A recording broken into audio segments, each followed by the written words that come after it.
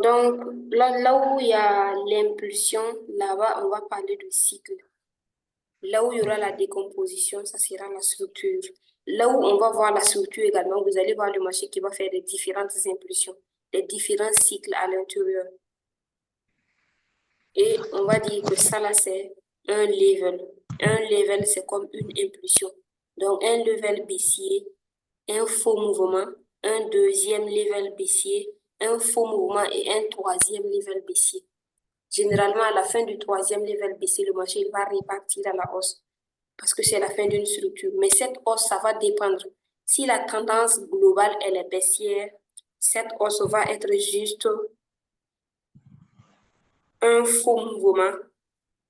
Si la tendance globale elle est baissière, la hausse va être juste un faux mouvement et le marché va repartir carrément à la baisse. Mais si la tendance globale elle est haussière, on va voir la structure baissière à la fin du marché, il va repartir à la hausse carrément.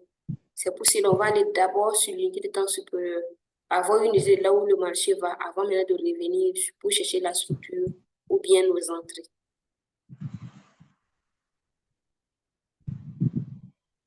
Donc, lorsqu'on prend l'évolution du marché, voici la baisse, la hausse, la baisse, la hausse, la baisse.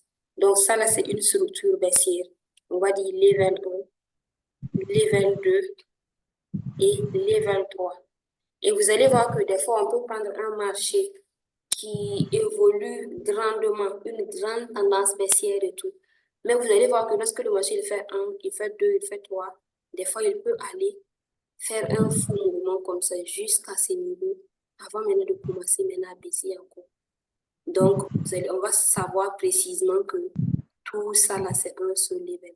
À chaque fois qu'on voit 3 levels qui donnent une structure, on doit savoir que c'est un level d'une unité de temps supérieure.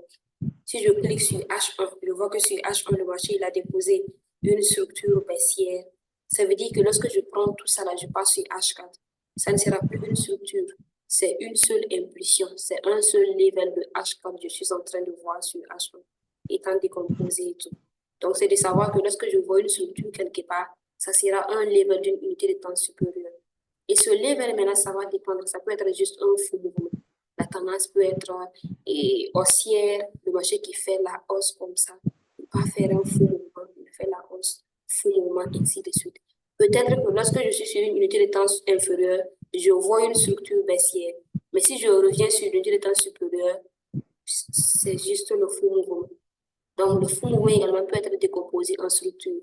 Donc, lorsque moi je suis sur une unité de temps moyenne, je vois la fin d'une structure et je passe sur une unité de temps supérieure, trouver que c'est le faux mouvement. Je vais attendre la fin du faux mouvement pour pouvoir suivre la structure haussière maintenant. Donc, l'objectif, c'est de savoir de façon précise là où nous sommes. En fonction de ça, on va venir chercher maintenant notre stratégie pour pouvoir suivre l'évolution du marché.